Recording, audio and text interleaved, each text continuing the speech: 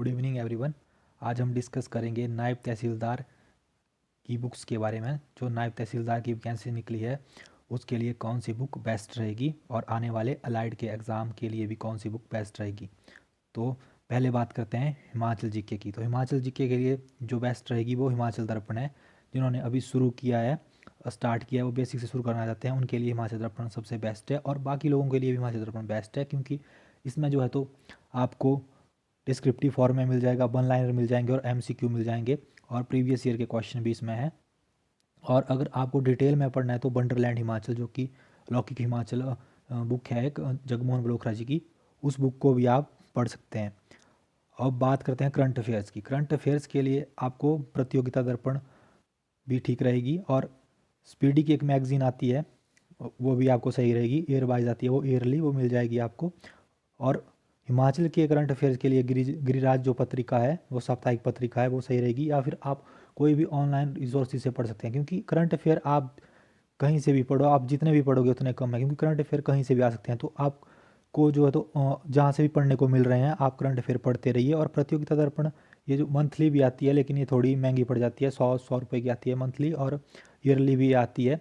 तो आप कोई भी रिसोर्सेज देख सकते हैं। मेरे हिसाब से आपको प्रतियोगिता दर्पण और स्पीडी में से पढ़ना चाहिए। स्पीडी अच्छी मैगजीन है, इसमें सब कुछ दिया है, आपको ईयरली भी मिल जाएगी। अब बात करते हैं हिस्ट्री, ज्योग्राफी, पॉलिटी और इकोनॉमी की।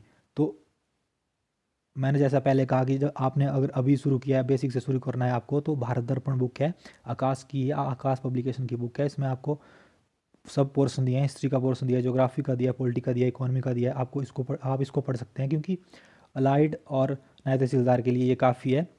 आप इसको पढ़ सकते हैं पहले। उसके बाद अगर आपको लगता है कि मैंने ये बुक ख़त्म कर ली है, जितनी बार, 5 बार, 10 बार पढ़ के या 3 बार पढ़ के आपको लगता है कि मैंने ख़त्म कर लिया और मुझे कुछ कमी और मुझे कुछ ज़्यादा एक्स्ट्रा पढ़ना चाहिए, तो आप अलग अलग बुक फिर प्रेफर कर सकते हैं।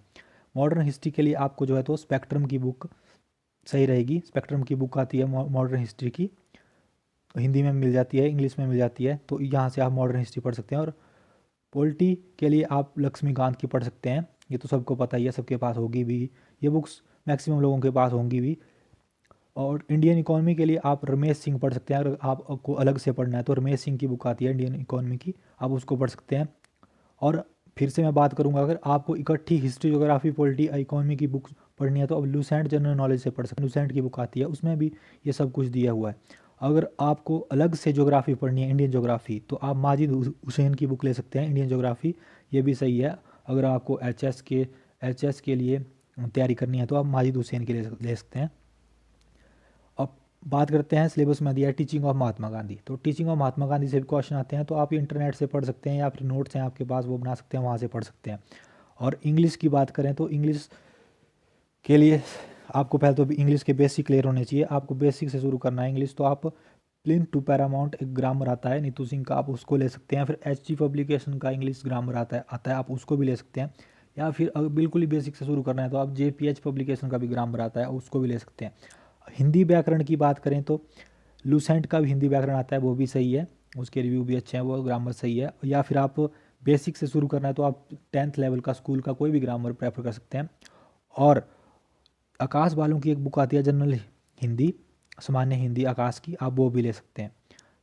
तो रिसोर्सेज बहुत हैं, लेकिन रिसोर्सेज आप जितने कम रखिए, पहले जो आपके पास हैं उनको जो है तो पढ़िए। अगर आपको लगता है कि हमने ये पढ़ के ख़त्म कर लिया है, हमको ये आता है, तो फिर आप बाकी और रिसोर्सेज की तरफ देखिए। क्योंकि आप एक बुक है आपके पास, मान लीजिए आपके पास भारत दर्पण है, हिमाचल दर्पण है, तो उसको 5, 10, 10 बार पढ़िए, क्योंकि पहले आप उसको ख़त्म करोगे, तभी तो बार बार पढ़ के आपको वो आएगी कि हाँ हाँ मुझे ये आ गया है, मैंने ये कर लिया है, तो ये मेरा कंप्लीट हो गई है भारत दर्पण, तो मैं कोई और बुक देखूंगा।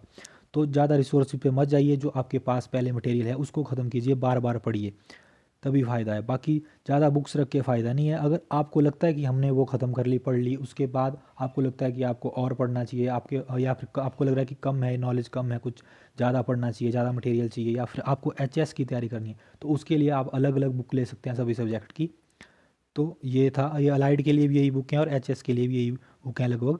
बाकी हो सके तो न्यूज़पेपर से भी आप पढ़िए, डेली न्यूज़पेपर पढ़ने की आदत डालिए, क्योंकि न्यूज़पेपर से भी आपको बहुत से करंट अफेयर मिल जाते हैं। और इंग्लिश न्यूज़पेपर पढ़ने की कोशिश कीजिए, क्योंकि आप उससे इंग्लिश के वर्ड भी सीखेंगे और जो वोकेबलरी है वो भी आपको एग्ज़ाम में सहायता करेगी। और उसके आप नोट्स बनाइए, आप उसको मीनिंग समझिए, उसको लिखिए। तो ये अलग अलग तरीके हैं। बाकी जुड़े रहिए हमारे साथ बाकी एग्ज़ाम की इन्फॉर्मेशन के लिए और बाकी जीके के लिए। और जिन्होंने सब्सक्राइब नहीं किया वो सब्सक्राइब कर दें और बेल आइकन को प्रेस कर दें। बाकी आप हमारे साथ और प्लेटफॉर्म पर भी जुड़ सकते हैं, लिंक नीचे डिस्क्रिप्शन में दिया हुआ है। आप हमें इंस्टाग्राम, टेलीग्राम और फेसबुक पर भी ज्वाइन कर सकते हैं। तब तक के लिए धन्यवाद।